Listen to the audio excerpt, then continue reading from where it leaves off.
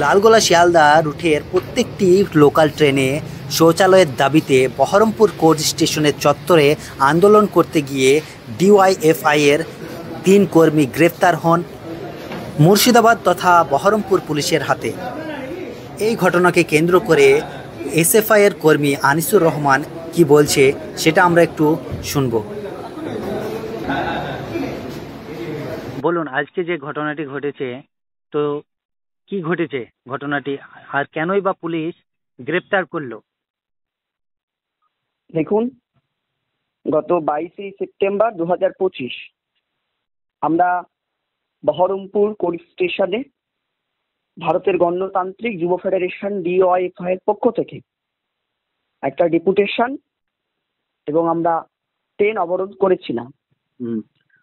Police আমাদের সেই অবরোধকে ছত্রভঙ্গ করে এবং আমাদের 3 জন কমরেডকে, আমাদের ডিওয়াইএফআই এর জেলা সম্পাদক, ডিওয়াইএফআই এর পশ্চিমবঙ্গ রাজ্য কমিটির সদস্য এবং আমাদের একজন ডিওয়াইএফআই এর মুর্শিদাবাদ জেলা সম্পাদক মন্ডলীর সদস্য, মোট 3 জন কমরেডসকে মিথ্যে মামলা দেয় এবং আজ বহরমপুর কোর্ট স্টেশন পুলিশ আমাদের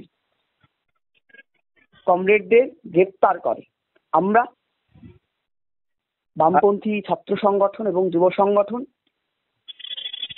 লড়াই আন্দোলন চালিয়ে যাব যে নিঃশর্তে আমাদের কমরেডদের মুক্তি দিতে হবে। আপনাদের যে 3 জন সদস্যকে গ্রেপ্তার করা হলো, কিন্তু কেন গ্রেপ্তার করা হলো একটু যদি বলেন। দেখুন, আপনারা কি কোনো নিয়ম ভঙ্গ করেছিলেন না কিসের জন্য গ্রেপ্তার করা হয়েছে? দেখুন, আমরা শান্তি শৃঙ্খলা ভাবে ট্রেন অবরোধ করেছিলাম।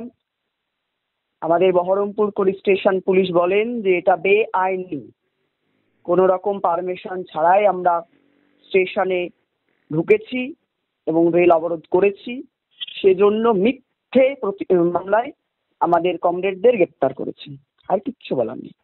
কিন্তু আপনাদের দাবিটা হচ্ছে ট্রেনে শৌচালয়ের ব্যবস্থা করা, প্রত্যেকটি ট্রেনে, এই যে লালগোলা শিয়ালদা রুটে ট্রেনের শৌচালয়ের ব্যবস্থা করা, সেই দিকে কি প্রশাসন কিছু বলেছে? সেই ব্যবস্থা করা হবে কি বলেছে কিছু?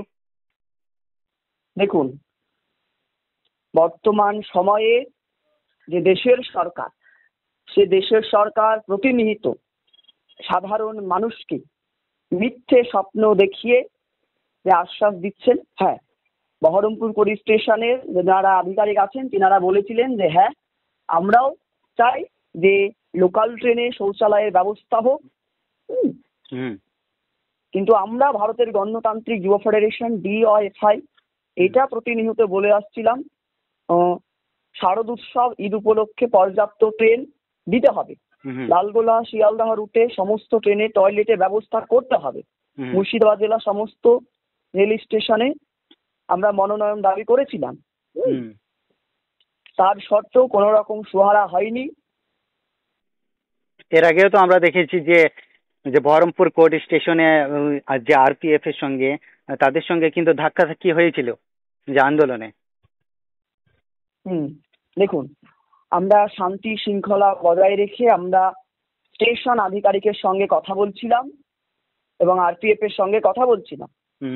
তখন একজন পুলিশ কর্মী, আমাদের সংগঠনের একজন কর্মী, সে ভিডিও করছিল।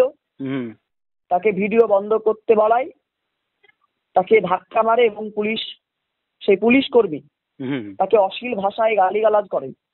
কিন্তু পুলিশ আধিকারিক এবং স্টেশনে যিনারা দায়িত্বে আছেন তার বিরুদ্ধে কোনো অ্যাকশন নেননি, বরং ডিওয়াইএফআই এর মুখ বন্ধ করার জন্য আমাদের কমরেডদের আজ মিথ্যে মামলা দিয়ে গ্রেপ্তার করা হয়েছে।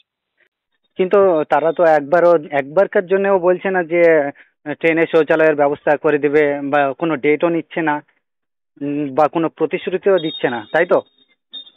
না দিয়েছে? আমার তো জানা নেই দিয়েছে বলে। কোনো রকমের প্রতিশ্রুতি দেওয়া হয়নি।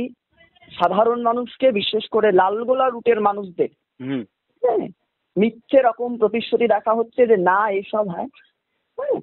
সাধারণ মানুষকে প্রতিনিয়ত মিথ্যে আশ্বাস দিয়ে মানুষকে লুণ্ঠন এবং লুট করা হচ্ছে এই দেশের সরকারের একমাত্র উদ্দেশ্য। আমরা ডিওয়াইএফআই প্রতিনিয়ত রাস্তায় আছি, নিঃশর্তে আমাদের কমরেডদের মুক্তি দিতে হবে। আমরা আগামী দিনে গুরুতর আন্দোলন করব আমাদের কমরেডদের মুক্তির জন্য। আর কজনকে গ্রেপ্তার করেছে বললেন? 3 জনকে। আপনারা কি আগামী দিনেও এই আন্দোলন চালিয়ে যাবেন? আগামী দিনের লড়াই আমাদের আরো তীক্ষ্ণ হবে। ভারতের গণতান্ত্রিক যুব ফেডারেশনের মুখ বা বামপন্থী সংগঠনের মুখ কোনো রকমে বন্ধ করা যায় না মিথ্যে কেস দেওয়ার পরে। আমরা বামপন্থীরা বা আমরা ডিওয়াইএফআইরা প্রতিনিয়ত নিজেদের অধিকারের জন্য, নিজেদের স্বার্থের জন্য, সাধারণ মানুষের অধিকারের জন্য রাস্তায় ছিলাম, রাস্তায় আছি, রাস্তায় থাকবো। কিন্তু আমাদের লড়াই আমাদের আরো তীক্ষ্ণ হবে।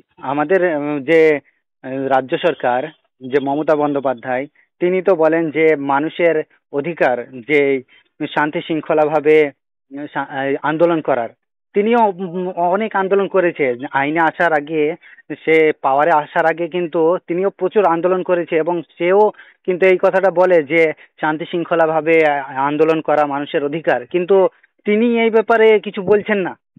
সাধারণ মানুষকে লুট করতে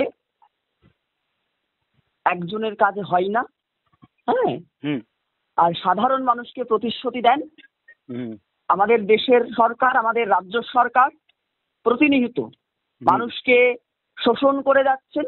এটা একটা কি বলা যেতে পারে, আমার বলার মতো কোনো আমি শব্দ খুঁজে পাচ্ছি না। যাই হোক, আর এইসব নিউজগুলোকে মেন স্ট্রিম মিডিয়া তো কভারই করছে না, না করছে বলেন? মেন স্ট্রিম মিডিয়া তো আমি দেখতে পাচ্ছি না। দেখুন বর্তমান সময়ের যে পরিস্থিতি, সাধারণ মানুষের মধ্যে একটা ধর্মের যে বিবাদ, সেই বিবাদটা সৃষ্টি করতে চাইছে মিডিয়া। একটা মিডিয়া পাচ্ছে না যে একজন সে শ্রমিকের কথা বলুক, 100 দিনের কাজের জন্য সে গ্রামে যাক, সে গ্রামের সাধারণ মানুষের কাছ থেকে সে কথা শুনুক, সেটা সে তার চ্যানেলে সেটা দেখাক। আমরা চাই যে আপনাদের মাধ্যমে সাধারণ মানুষের যে অধিকার, সে অধিকারের যে বার্তা, সে বার্তাটা ছিটিয়ে দিতে আপনারা আমাদের। আবার মেন স্ট্রিম মিডিয়া তো দেখাচ্ছেই না এইসব বিষয়গুলো, কিন্তু যে লোকাল মিডিয়া আছে তারা যদি এই শ্রমিকদের নিয়ে যদি কথা বলতে যাচ্ছে, তাদের চ্যানেলকে কিন্তু ডিলিট করে দেওয়া হচ্ছে, তাদের চ্যানেলকে কিন্তু ব্যান করে দেওয়া হচ্ছে, তাদের উপর মিথ্যা মামলাও দেওয়া হচ্ছে। আমাদের মুর্শিদাবাদের অনেক এরকম ঘটনা ঘটেছে। ইভেন এই ওয়াকফ আইন, তারপর এই শ্রমিক নিয়ে যারা কথা বলেছে তাদের কিন্তু চ্যানেলকে ব্যান করে দেওয়া হয়েছে। আপনি কি এই বিষয়ে জানেন? না, এই বিষয়ে তো সেই রকম আমার কিছু জানা নেই। দেখুন, আমি এই বিষয়ে সেই রকম ভাবে কোনো মন্তব্য আপনাদের সামনে প্রকাশ করতে পারছি না, কিন্তু আমি জেনে আমি আপনার নিউজেই আর একবার সেই প্রকাশ করব। তাহলে আপনারা আগামী দিনেও এই আন্দোলন কিন্তু চালিয়ে যাবেন, তাই তো? হ্যাঁ, আগামী দিনের লড়াই আমাদের আরো তীক্ষ্ণ হবে।